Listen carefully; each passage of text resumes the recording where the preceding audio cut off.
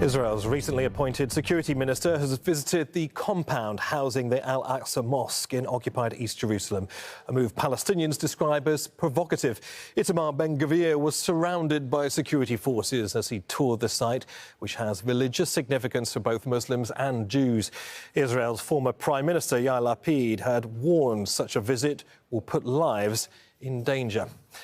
Well, Sarah Hayat is at the Mount of Olives in occupied East Jerusalem. And Sarah, of course, he is one of the most controversial figures of the new far-right government, previously convicted of inciting racism. This seems almost certain to inflame tensions there.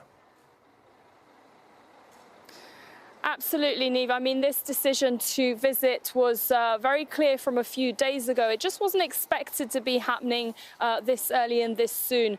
It was a very short trip, if you like, to Al-Aqsa Mosque compound, or known as Temple Mount by the Jews.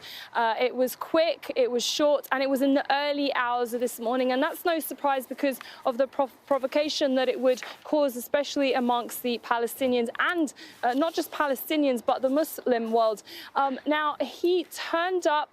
The idea was that he had to go through security with police first. It had to be discussed with Netanyahu, which happened on Monday. But the indication was that this wouldn't happen until a few weeks' time. Here he was this morning. He turned up, he left, and before you knew it, there was very strong reaction. We've had strong reaction from the Palestinians, who have called it unprecedented provocation. We've also heard from Hamas in Gaza that has made it clear that if this happens, they'd been saying this since Monday, if this happened, they were calling on Palestinian youth especially to mobilize and do something about this. There's been a lot of discontent towards this decision. Also, on Monday, we heard from Yair Lapid, who is the former prime minister and now the leader of the opposition within the Israeli new government. Now, Ben-Gvir, he is now the national security minister, but he also has sweeping powers over the police, which came as no surprise that this decision would happen actually very quickly. And he turned up, and we're going to expect a lot of tension from the Palestinians. Already security has been stepped up amongst the Israelis. He also made a statement saying that he wouldn't be in any way, he wouldn't be threatened in any way by Hamas or any threats against the Israeli government. This is someone who is pushing for the expansion of settlements.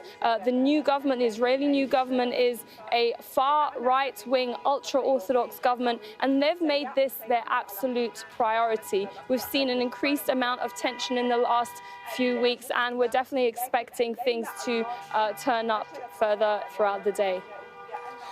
Sarah, it's not been the best start of the year to it, has it? There's been more conflict in the occupied West Bank. At least one teenager has been killed after Israeli forces entered the city of Jenin. What more can you tell us about that?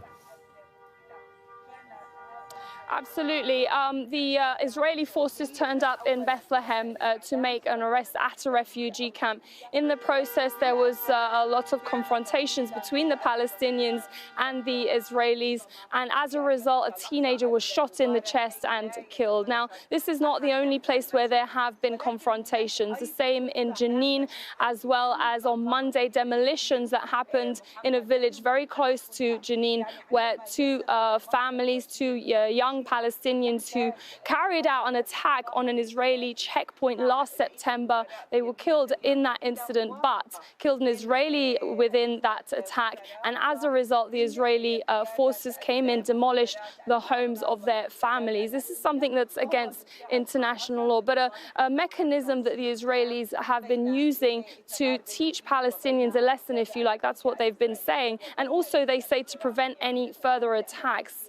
This obviously goes against what the human rights organization says, that these punitive measures are actually punishing the family rather than those that carried out any of the attacks. So we're seeing a step up in tensions. 2022 was the most violent year within the occupied West Bank for Palestinians. We saw more than 200 Palestinians killed within the tensions with the Israeli forces. Sarah Hayat in occupied East Jerusalem, many thanks.